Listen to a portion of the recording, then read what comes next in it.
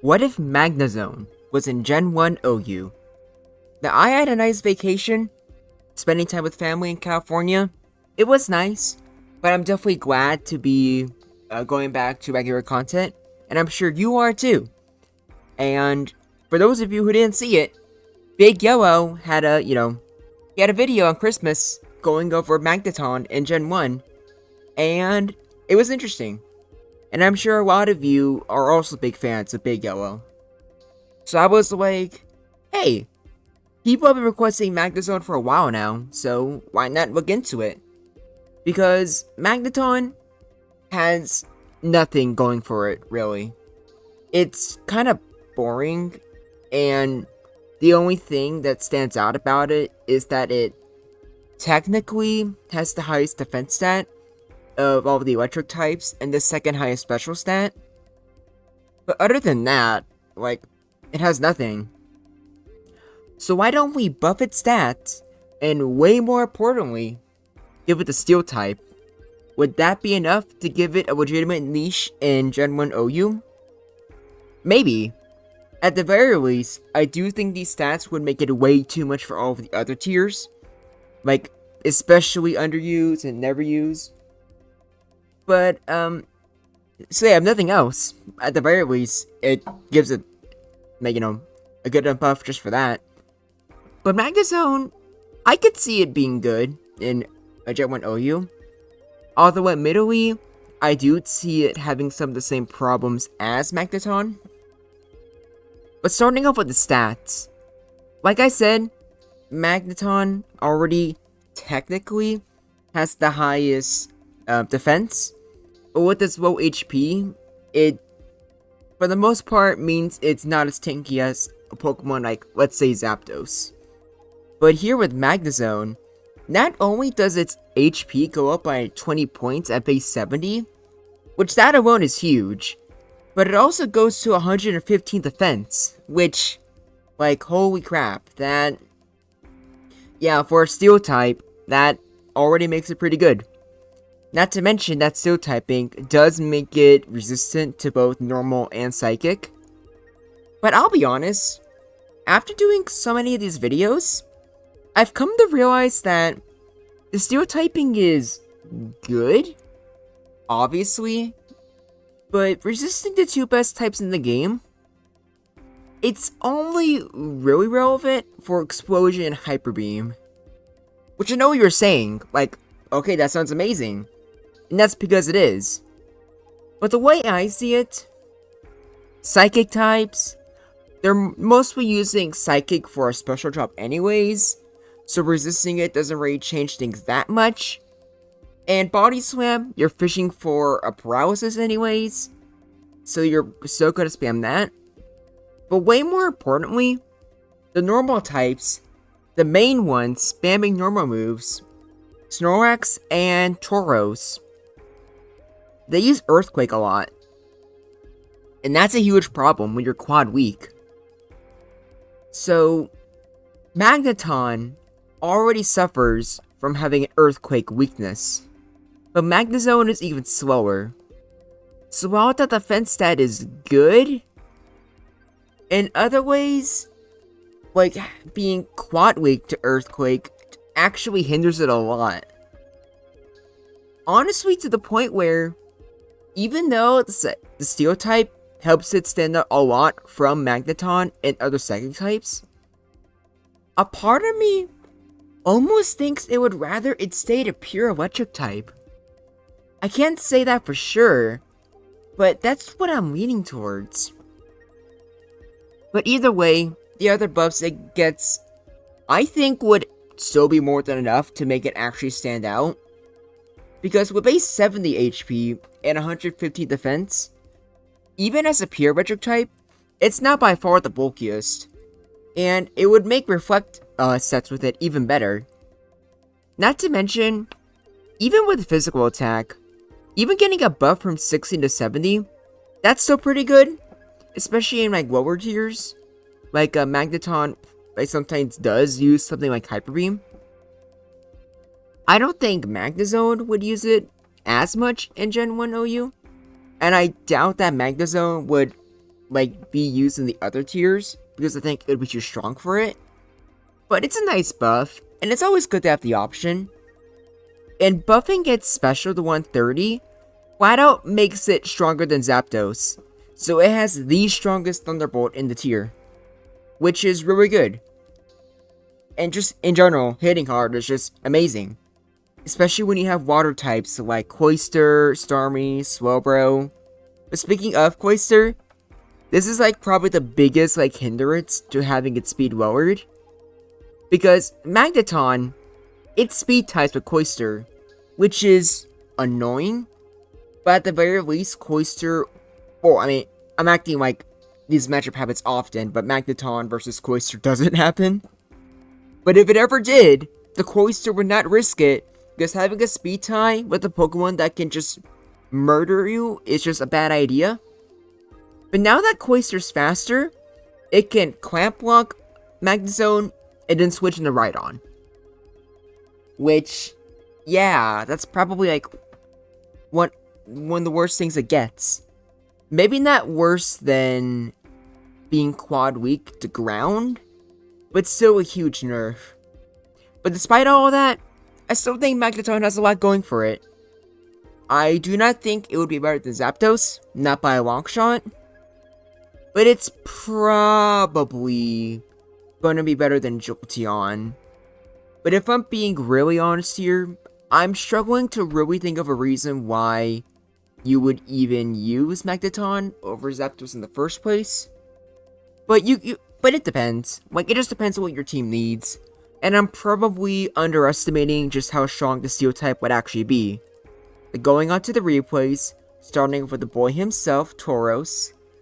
Earthquake does a lot of damage. And oh wait, I forgot to mention a very important detail. Didn't I? Yeah, see that move right there? Explosion.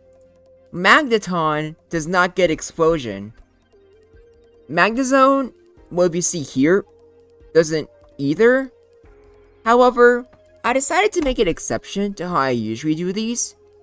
Because usually for these types of videos with evolutions, or with Mega Evolutions, I just try to keep the regular moveset. But I figured a Magnezone, well, it's an evolved version of Magneton. So if it was in Gen 1 OU, obviously it would probably get more moves. Or at the very least, just like 1 or 2. So, most of these don't really matter, other than Explosion.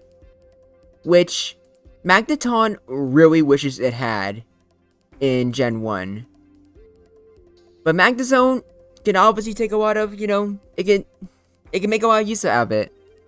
Which isn't the only thing it needs though. It already has Thunder Wave, Thunderbolt, Thunder Tentacly. Reflect is probably not mandatory, but you're probably going to need to use it on a lot of sets so that Earthquake doesn't murder you. But again, Explosion, Rest, it has a lot of things they can use. But going back to the replay, as you saw there, like, there's not much you can do against Tauros. Earthquake does way too much damage. If you had Reflect set up beforehand, maybe it would be could go either way. But Tauros, they wouldn't send Tauros out on you if you had Reflect up in the first place. So, just a bad matchup. And as for Snorlax, you're faster, so you can't set up a Reflect. But even if you do, it's a 3-hit KO. So not great.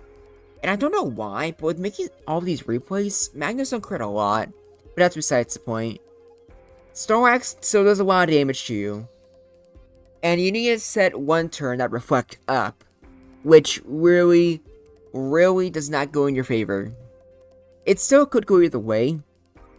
But interestingly, at least in my opinion, Snorlax, like, even though Magnezone has really high defense, much higher than Magneton, same with HP, because of it being quad weak to Earthquake, Magneton ends up taking Snorlax's Earthquake a lot better, and that's with its base 50 HP.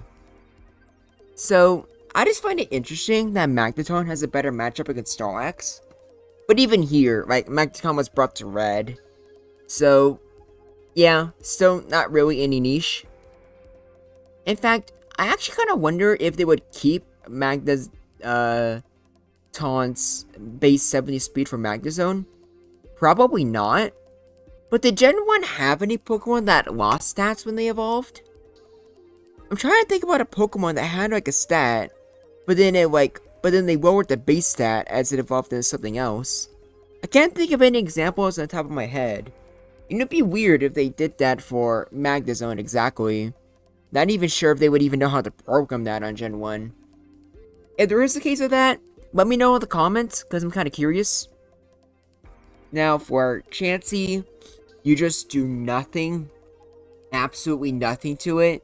It can outdamage you with Seismic Toss. And also, this is probably the best time to mention that even though Magnezone has Thunder Wave, and it probably is like one of the main moves you'll be using, Zapdos, Jolteon, and Starmie are obviously much better users of it. Especially with how slow Magnezone is. Magnezone kinda needs to use it for speed control, but the issue is that pretty much all of the Pokemon that it wants to use Thunder Wave on, so that it can, keep up with them in terms of speed, aka Alakazam, Jolteon, Starmie, etc., they have T-Wave too. And Rayquaza doesn't have T-Wave, but it can just pivot out. So it's just something that's really annoying for Magnezone. Just like I said, T-Wave. And Alakazam itself could go either way. To be honest, when you have two Pokemon paralyzing each other, it's always a could go either way. Just depends on how unlucky you get. But with Seismic Toss, you have consistent damage. And then Psychic has special drops. But at the same time, Magnezone could just end the fight anytime it wants with Explosion. So, I would have expected Magnezone to have a better matchup, but then again, Alakazam has or does it have the best special? Not counting Mewtwo? I don't remember.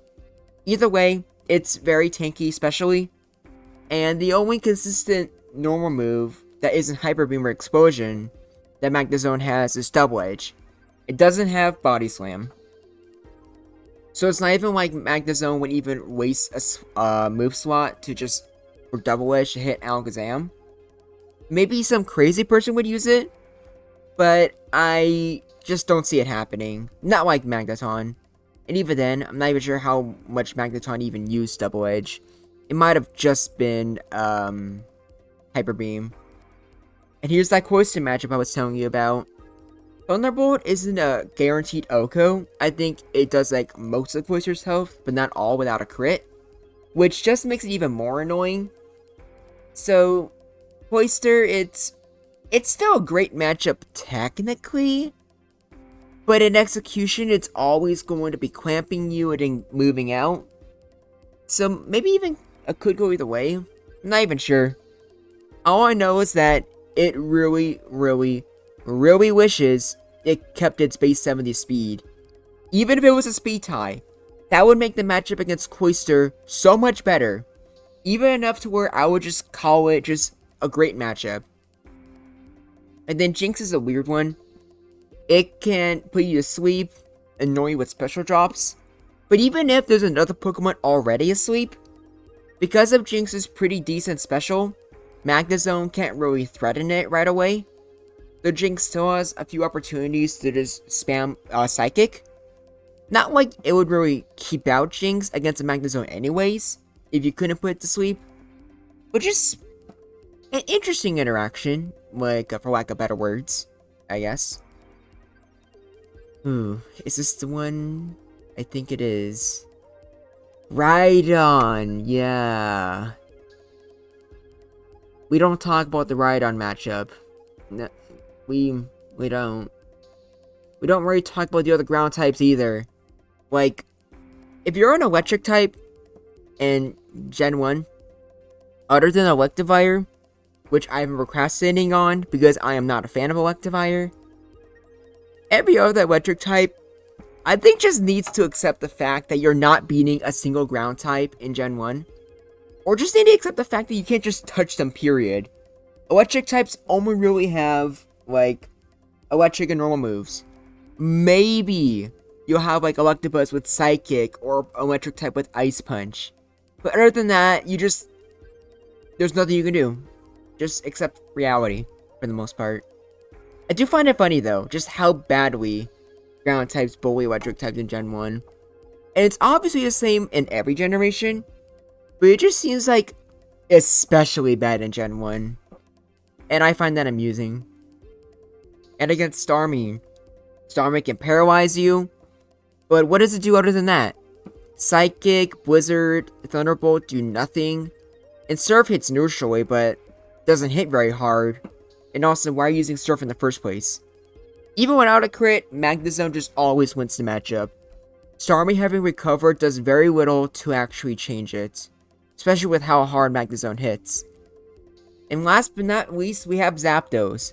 I probably could have gone over the Jolteon and Gengar matchup too, but I don't know.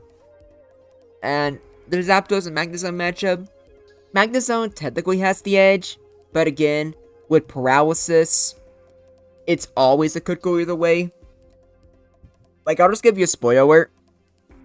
Zapdos doesn't get paralyzed once. Meanwhile, MAGNEZONE got paralyzed like 3 times. That seems like BS. But either way, it still managed to take the Zapdos down. But you should probably just switch into your Rhydon instead. Because again, electric types always just completely get annihilated by ground types. But here is the tier list. Yeah, it's just my regular tier list. Like, nothing unusual here. And maybe, like, the Gengar matchup should be and could go either way. Because Sleep is annoying, and it has Nightshade. But I figured Thunderbolt, Psychic don't really do much in the first place. So, I don't know. Like, you can let me know what you think in the comments below. This is my first time doing a what if in like 3 weeks, so I feel like I'm kind of rusty at these. But you can let me know. I had a lot of fun doing this one. And I already have a lot of plans for my next ones. I'm just going to tell you right now that my next 6 videos are all going to be legendaries. Actually, I'll just tell you. My next ones are going to be Ho-Oh and Lugia, and then the Tapus. So that should be a lot of fun. Unless I find something else that interests me, and I do that instead. Thank you all for watching. This is Groundback. Follow me on Twitter, because I'm getting close to 300 followers. Join the Discord server, because now that I'm back, I'm also going to start the Generation Jumble again. And we will be having our first tournament at once, like, New Year starts. Not to mention, on New Year's Eve, I do plan on having a big VC with a lot of different games. Should be a lot of fun. But until then, this is Groundback, and I look forward to hearing from you.